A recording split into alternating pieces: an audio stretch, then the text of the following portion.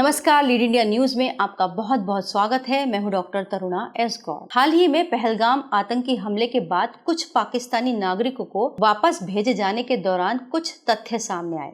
जैसे अनेक पाकिस्तानी नागरिक जो कि भारतीय नागरिकों से शादी करके यहीं पर रह रहे थे, उनके परिवार भारत में ही बस गए। इस मुद्दे ने राष्ट्रीय सुरक्षा व्यवस्था के दृष्टिकोण से लेकर गंभीर सवाल खड़े किए हैं। अब आप इन मोहतरमा को देखिए जो रिपोर्टर से लड़ाई कर रही हैं कि उन्हें उनके घर से निकाला जा रहा है, जबकि वो एक तरफ धौंस भी दे रही हैं कि हाँ, मैं हूँ पाकिस्तानी, मैंने अपनी नेशनैलिटी नहीं छोड़ी है। हमारे बच्चे, हमारे शोहर हमारे साथ भेजे।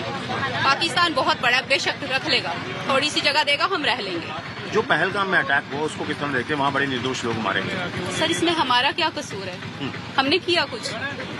आपने किया, मैंने किया, हमने तो नहीं किया ना। हम क्यों सफर करें? हमारे बच्चे क्यों सफर करें? मैं पाकिस्तान में सियालकोट से हूँ। मेरी 2010 में शादी हुई थी। 15 साल हो चुके हैं मेरी शादी को, और मैं यहाँ जम्मू उस्ताद मोहल्ला की रहने वाली हूँ। तो रोका गया है तो आपका? जी, हम नूरी वीजे पे पाकिस्तान जाते हैं। साल बाद जाएं, 2 साल के बाद जाएं, चाहे 5 साल के बाद जाएं, नूरी पे जाते हैं हम लोग। तो हमने रिक्वेस्ट जो है वो डाली हुई है, 3 महीने से डाली हुई है। अभी तक उन्होंने हमें LTV नहीं दिया। तो आपके पास पाकिस्तानी नेशनलिटी थी?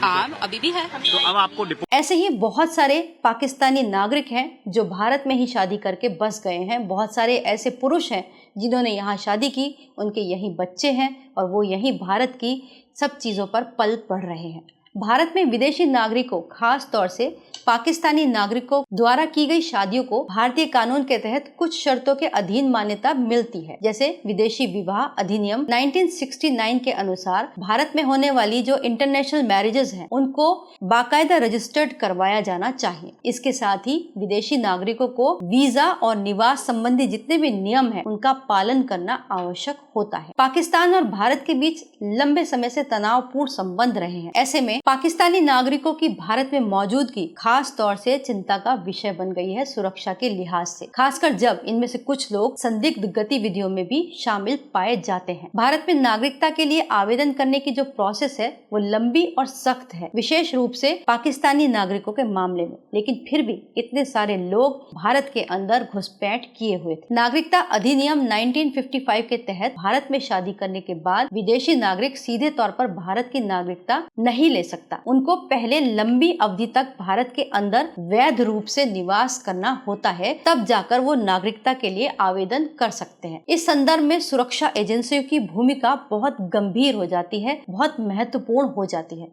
ऐसे मामलों की बारीकी से जांच की जानी चाहिए कि कहीं इन शादियों का उपयोग भारत में रहने के लिए सुरक्षा तंत्र को धोखा देने के लिए तो नहीं किया जा रहा है। इसके लिए एक सख्त और पारदर्शी नीति की आवश्यकता है, जिसमें शादी के रजिस्ट्रेशन और उसकी वेरिफिकेशन के लिए और नागरिकता की प्रक्रिया के लिए ठोस पहलू और ठोस नियमावली होनी जरूरी है, क्योंकि भारत की आंतरिक सुरक्षा को बनाए रखने के लिए ये बेहद जरूरी है। वीडियो को लाइक करें, हमारे चैनल को सब्सक्राइब करें।